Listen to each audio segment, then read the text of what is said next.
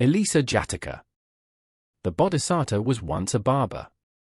The royal treasurer in those days was exceptionally rich and extremely miserly, neither sharing his wealth nor enjoying it himself.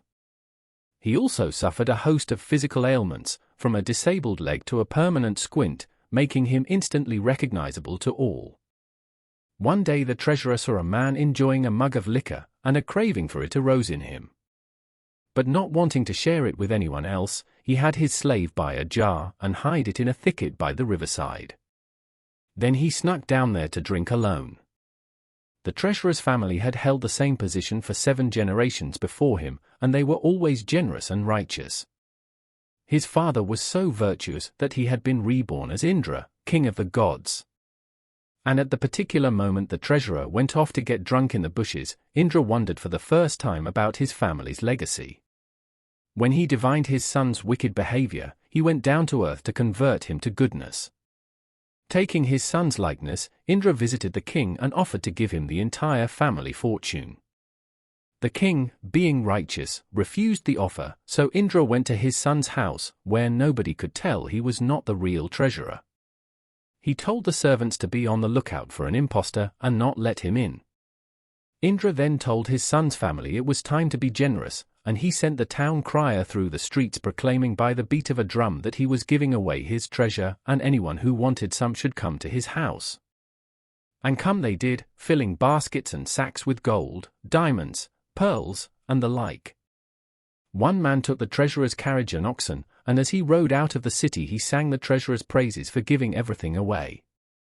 Shocked, the treasurer tried unsuccessfully to seize them back, but the man fought him off. The treasurer ran home, where he saw what was happening, and got more beatings from each person he tried to stop. Following Indra's orders, the servants would not let the real treasurer into his house, so he went to the palace to ask the king why he was being punished this way. When the confused king told the treasurer about his earlier visit, he asked the king to summon the other person. Indra arrived, but even side by side, nobody, not even his wife and children, could tell who the real treasurer was. Then the treasurer thought of one person who could definitively tell them apart, his barber, the Bodhisattva. The treasurer had a wart on his head, hidden by his hair, and only the Bodhisattva had ever seen it. The Bodhisattva was brought to the palace to examine their scalps. But Indra, being a god, just willed a wart to grow on his own head, and even the Bodhisattva was unable to say who the real treasurer was. The treasurer lost all hope and crashed to the floor in despair over the loss of his riches. Then Indra floated into the air and revealed his true self, and everyone there bowed before him.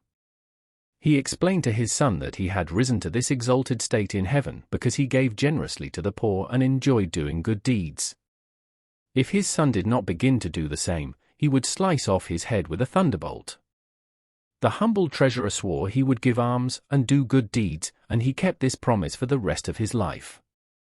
In the lifetime of the Buddha, the treasurer of the past was an earlier birth of a rich and miserly royal treasurer, known as the millionaire miser. He got an insatiable urge to eat a sweet stuffed cake, but he didn't want to share. To keep the cake to himself, he had his wife sneak up to the 7th floor of their house and cook a single cake for him using only broken rice. That same morning the Buddha became aware of the treasure's fate and sent Moggallana, one of his top disciples, to save him by getting him to make cakes for all the Buddha's disciples.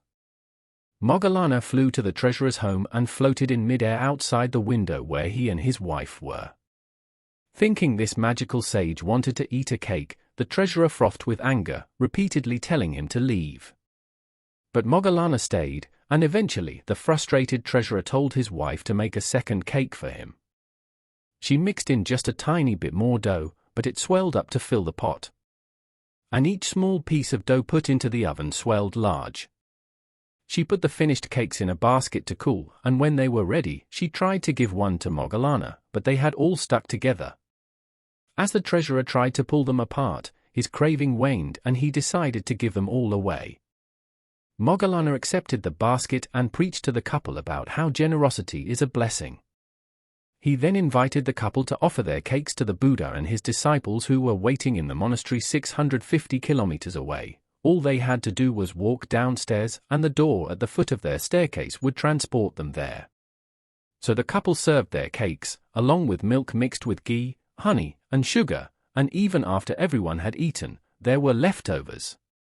After a sermon from the Buddha, they climbed back up the stairs and magically returned home, where they spent the rest of their lives giving away all their money. The next day, when the Buddha heard some of his disciples praising Moggallana, he told them this story so they knew that Moggallana, who had been Indra in that earlier birth, had also converted this miserly treasurer to goodness in the past. The king in those days was an earlier birth of Ananda, another of the Buddha's top disciples.